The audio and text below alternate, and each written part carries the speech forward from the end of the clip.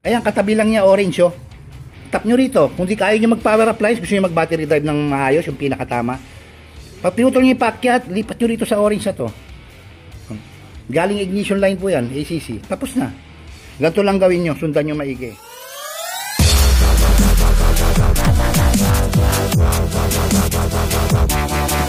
Mga kabigis na tutorial tayo ulit. Ito ay madalas na tanong sa akin to sa YouTube ko eh. Gusto nyo lang sundan yung power appliance, lalo na sa mga gantong motor, smash. So ito naka full wave, no, dinala sa akin. So binattery drive, alam nyo na paano mag-battery drive, sisiksik lang dyan, tatap lang, walang inang buhol. Dito sa flasher relay, mag-iipit ng ACC line para ma-battery drive ng right switch, ang line ng tinakbuhan. So ito yung madalas yung tanong, paano daw pag naka full wave na at gusto nila i-power appliance? Mga kabekis, ganito lang po gagawin nyo, no? Pag nag full wave po, syempre nandiyan yung regulator, full wave, wala na ho kayong gagalawin sa linya. Kagaya nito, nagpatakbo siya ng isang linya pa para lang i-connect dito. Kasakit ng galing sa stator. Tapos itong dilaw na to, nilagay niya lang dito sa flasher relay. Battery drive na, ganun na kasimple. Ngayon, power appliance gagawin nyo, madalas ko nakikita sa mga motor na nire-rewire ko para i-power appliance, nagpapatakbo sila ng linya. Diyan, no? Ay, tulad dyan, no? Ito linya na to. Pinatakbo yan, papunta sa regulator, na isang linya nito. Kasi ito, hindi nyo na kailangan galawin to isang wire na to, yung may white thread. Diretso na yan, wala namang ibang pinuntahan yan. Pupunta lang dito. Ito, kaya nila binubunot to, tapos nagbabypass sila ng bagong wiring, nagkakabit sila. Kasi nga, itong linya na to, may pinuntahan pa. Nasaan yon? Ito. Buksan nyo tong wireless dito, makikita nyo dyan, may ganyan tape, parang junction niya. Ayan, o. Okay? Hilain nyo yung isa dyan kung alin ang gagalaw sa regulator.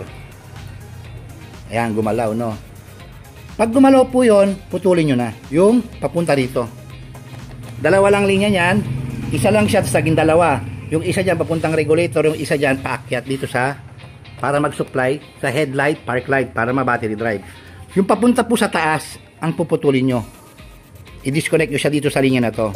So, matitira ngayon, itong galing na to sa stator, papunta sa regulator. So, hindi nyo na kailangan magpatakbo ng linya pa para sa regulator. As is na yan, hayaan nyo lang nakapasok yan dyan. Magpo-full wave po kayo, dito na lang, dyan na lang. Wala na kayong tatakmong linya pa para doon na ginagawa ng iba, kumakalat pa. Ihiwalay nyo lang tong linya na to, yung paakyat. Yung may yellow white na yan. Yan ang itap nyo ngayon sa, kaya katabi lang niya orange, oh. Tap nyo rito. Kung di kaya nyo mag-power appliance, gusto nyo mag-battery drive ng maayos, yung pinakatama. Pag pinutol nyo yung paakyat, lipat nyo rito sa orange na to. Galing ignition line po yan, ACC. Tapos na. Tasaran nyo uli, battery drive. Wala na kayong tinakbong linya paakyat. Para sa regulator na kumalat, maglulus pa, etc. Ganun lang po kasimple ang sikreto. No? Sa mga nagtatanong sa akin, ngayong power appliance ang gagawin nyo. Ganun din. Kung ito nilipat nyo sa ACC line, huwag nyo ilagay doon. Ilagay nyo po ito sa 87 ng power relay na ikakabit natin. Alam nyo na yung mga nakasunod sa akin ng power appliance. No? Bosch relay, yung 87 nun, doon nyo ilagay. Yung 30, ilagay nyo sa battery. Yung 86 or 85, kahit doon, body ground. Tapos yung 85 nun or 86, kahit doon, ACC line. 87, dito nyo kunin. Since si sir may MDL na ikakabit kami, yung isang 87, dalhin nyo po sa switch nung kung anong gagamitin yung switch sa MDL nyo. Domino, madalas. Ito, meron po itong owl's eye conversion. May headlight po yan na blinker. May park light din yan. Gusto ni sir nakahiwalay. Hindi isasabay dito. So, may dalawang switch siya.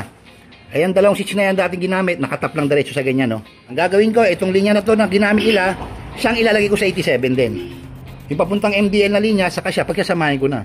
Ganun lang po kasimple sa mga nagtatanong paano mag-power up ng smash ng naka-full wave na. Kasi dito sila, kung sa ila puputulin, nahihirapan, nagsasalubong, nagkakaroon ng shorted, kahit patay ang susi, pag sindi, nagkukura pa rin. Ganito lang gawin nyo, sundan nyo maigi. Huwag nyo nang gagalawin to kung naka-full wave as is. Eh ngayon, kung naka-full wave na pala, gusto nyo i-power up, eh, wala na kayong gagawin, wala na kayong choice. Kung gusto nyo, alisin nyo yung linya, kinabit ilang extra, gaya ito, inalis ko, ibalik nyo to, isaksak nyo to uli. Kasi yun na naman po ang binago sa full wave, wala na eh. Sa stator magbabago yan.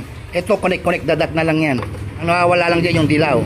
Ngayon, para hindi na kayo kumalat tumakbo, ibalik nyo sa dilaw na yan. Balik nyo sa stock. Ito, isaksak nyo ulit yan dyan. Tapos, ito na gawin nyo. Yan sinasabi ko. Yung linya na to, yan na papunta sa regulator. Ito yung papunta sa taas. Para sa ACC, maging battery drive.